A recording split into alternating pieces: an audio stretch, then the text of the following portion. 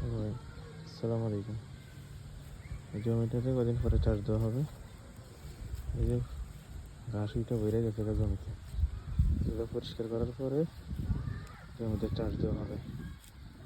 এই কোনো তোষ আছে জমিতে, পানি ঢুকে পরে চাষ দেওয়া হয় আর কি। আর এই যে ঘাসগুলো উইটা বেড়ে গেছে, এখানে কিছু ছাগল আর কিছু গরু বাঁধা আছে। এই যে ছাগল আর গরু বাঁধা আছে, ঘাসগুলো খাইতেছে আর কি।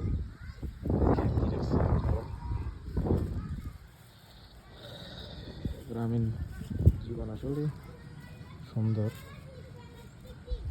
এক সুন্দর জীবন। এই যে এখানে ঘাস চাষ করা হয়েছে গরুর জন্য। এই যে এই ঘাসগুলা 1 মাস আগে এখানে লাগাইছে। ঘাসগুলা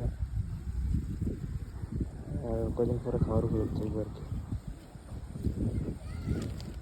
আর ওই যে এখানে কিছু লাউ, মিষ্টি কুমড়া, বরবটি গাছ, এই যে খাওয়ার জন্য এগুলো করা হয়েছে আর কি।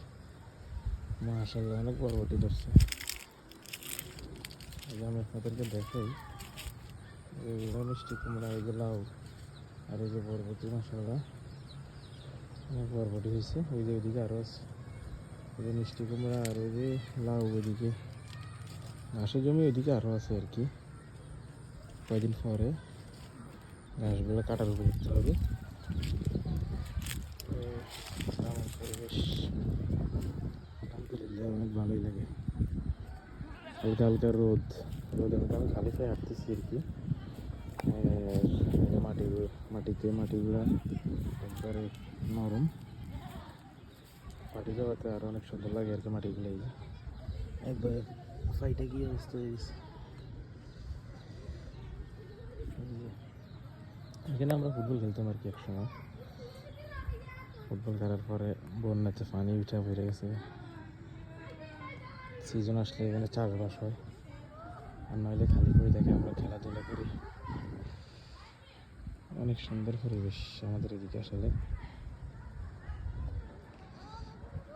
তারপরে দিয়ে ওইখানে জমিতে ধান লাগানো হয়েছে, আপনাদেরকে দেখাই। জমিতে ধান লাগানো হয়েছে, গতকালকে লাগাইছে।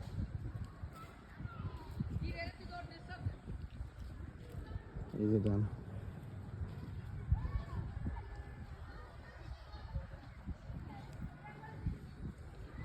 আর এই জমির আইল কাটা হয়েছে এটা।